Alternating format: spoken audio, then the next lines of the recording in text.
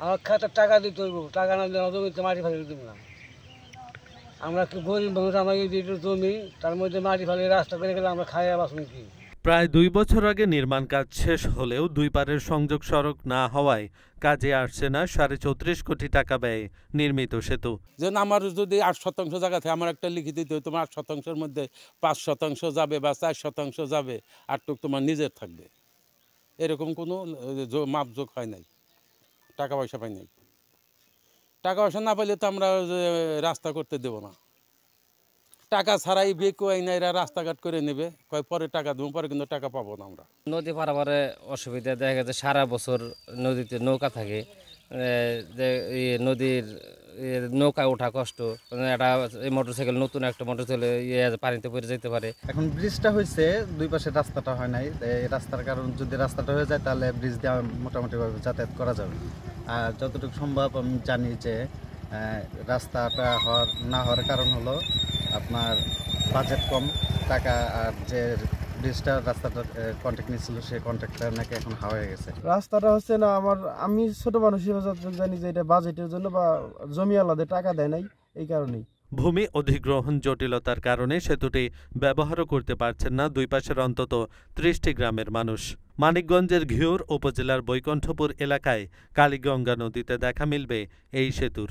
মানিকগঞ্জের ঘিওর উপজেলার বৈকুণ্ঠপুর এলাকায় কালীগঙ্গা নদীর ওপর এই সেতু নির্মাণ করা হয়, কিন্তু জমি অধিগ্রহণ জটিলতায় সেতুর সংযোগ সড়ক নির্মাণে দেখা দিয়েছে অনিশ্চয়তা। তবে ঝুঁকি নিয়েই নদীর খেয়া পার হয়ে চলাচল করছে দুই পারের মানুষ। সেতুটি চালু হলে জেলা সদরের সঙ্গে ঘিওর উপজেলা সদর সহ আশেপাশের এলাকার যোগাযোগ ব্যবস্থাও সহজ সহ আমূল পরিবর্তন হবে কৃষি প্রধান এই অঞ্চলের। অতি সত্বর এই সংযোগ রাস্তাটা প্রয়োজন। একবারের যে ছিল টাকাটা, জমিওয়ালা ভূমি অধিগ্রহণের এই টাকাটা যদি পায় থাকে তাড়াতাড়ি এটা আশা করি হবে। তো এটা কবে নাগাদ যে এই অধিগ্রহণের টাকাটা পাবে এই জমিওয়ালারা, তা সঠিকভাবে বলতে পারি না আমি। সরেজমিনে গিয়ে দেখা গেছে সেতুটির দুই পারে সংযোগ সড়ক না হওয়ায় পূর্ব পারের লোকজন ঘিওর উপজেলা সদর ও আশেপাশের এলাকা এবং পশ্চিম পারের লোকজন জেলা সদর সহ আশেপাশের এলাকায় চরম ভোগান্তি নিয়ে যাতায়াত করছেন। ঝুঁকি নিয়ে মোটরসাইকেল, রিকশা, ভ্যান, ছোট ছোট যানবাহন খেয়া পারাপার হচ্ছে। কোটি কোটি টাকা ব্যয়ে নির্মিত সেতু থাকার পরও উভয় পারের লোকজন গরমের মধ্যে দীর্ঘ পথ পায়ে হেঁটে অর্থ ব্যয় করে খেয়াঘাটে গিয়ে নৌকায় নদী পারাপার হচ্ছেন। ২০১৮ সালে বৈকুণ্ঠপুর ব্রিজটির টেন্ডার করা হয়, ওয়ার্ক অর্ডার দেওয়া হয়।